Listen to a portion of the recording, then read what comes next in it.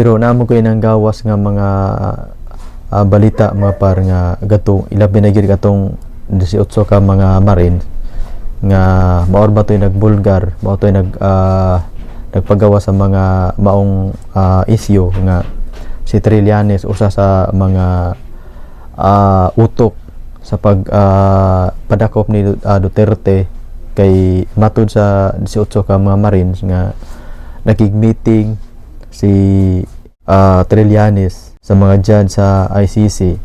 So mayong gabi ka natong tanan o welcome back sa atong YouTube channel. O daghan kayong salamat mga par sa inyong pagsuporta o sa ko ang mga viewers o sa ko ang mga subscribers o sa ko ilabi na gyud sa ko ang mga bashers diha. Daghan kayong salamat ninyo mga par.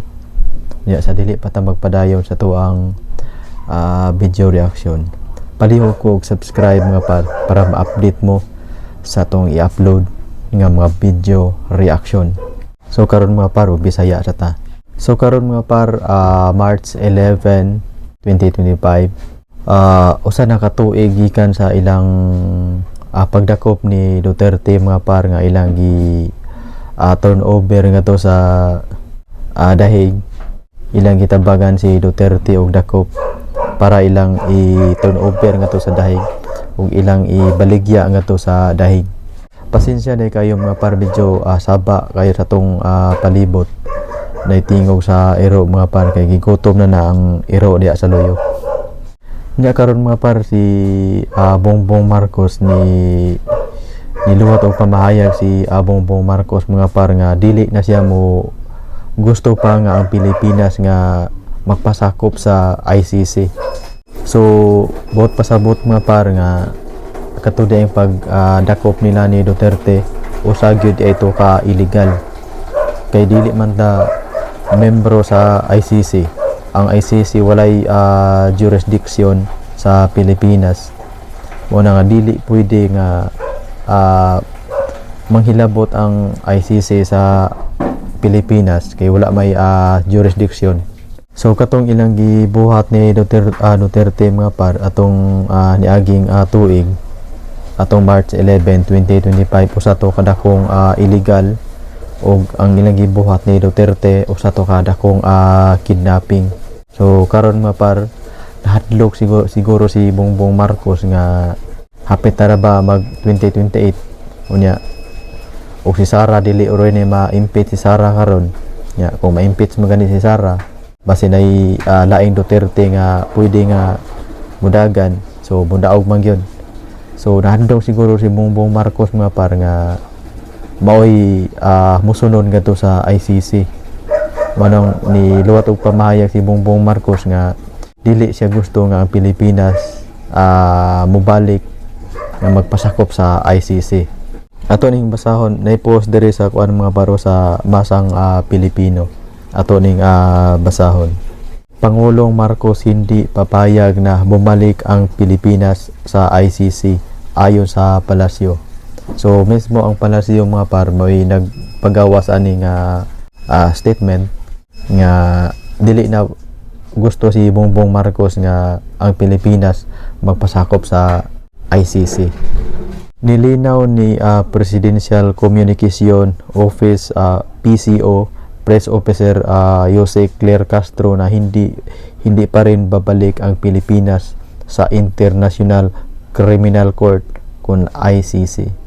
Sa isang panayam, sinasabi ni Castro na tiling hindi magbabago ang posisyon ni Pangulong Ferdinand Bongbong Marcos Jr. tungkol sa muling pagsali ng bansa sa Rome Statute, ang kasunduang nagtatag sa ICC. Ayon sa kanya, hanggang ngayon ay pareho pa rin ang tindig ng Pangulong hingil sa usapin ng muling pagre-review ng Pilipinas sa nasabing International Criminal Court. Hindi magbabago yung stance ng Pangulo. Hindi pa rin tayo ngayon magre-reviewin sa ICC. Pahayag ni Castro mga par. Nang tanungin kung ano ang dahilan ng naturang desisyon, sinasabi ni Castro na yun lamang ang pinapaabot sa kanya ng Pangulo kaugnay sa isyong ito.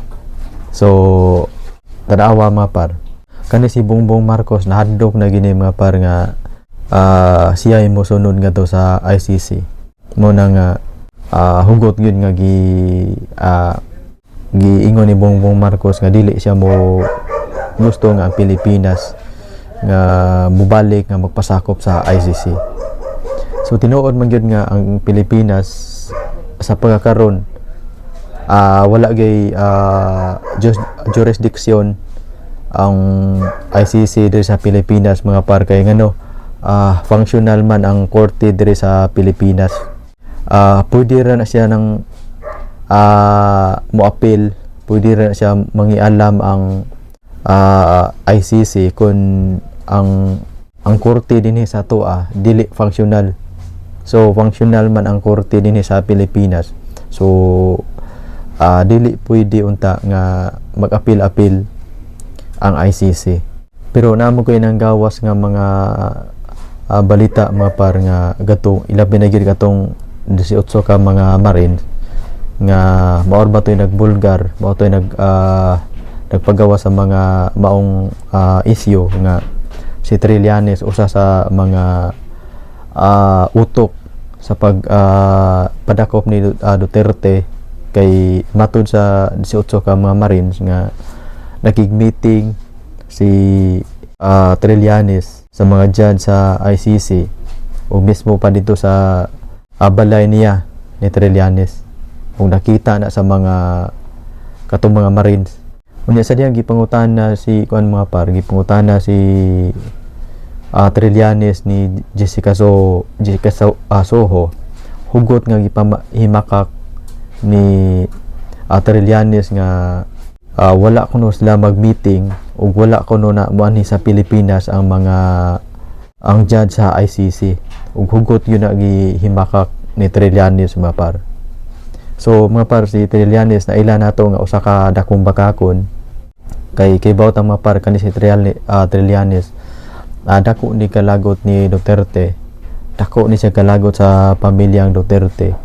Sa diyang gipangutana si Ombudsman Boyeng Remulla ni Jessica Soho, giangkon man mismo ni Boyeng Remulla na nianhi sa Pilipinas ang mga judge sa ICC ug nagig-meeting kauban ni Trillanes. Giangkon na ni Remulla mga par. So wala makasinabtanay si Remulla o si Trillanes ang ilang script ba. Medyo wala magtakdo ang ilang script. Mo na nga katong pagdakop nila ni Duterte, usa gito kadakong illegal ug usa to kadako nga kidnapping ang ilahang gibuhat ni Duterte. So maayong gabi ka natong tanan og diri na lang ta kutob og daghan kayong salamat og maayong gabi ka natong tanan.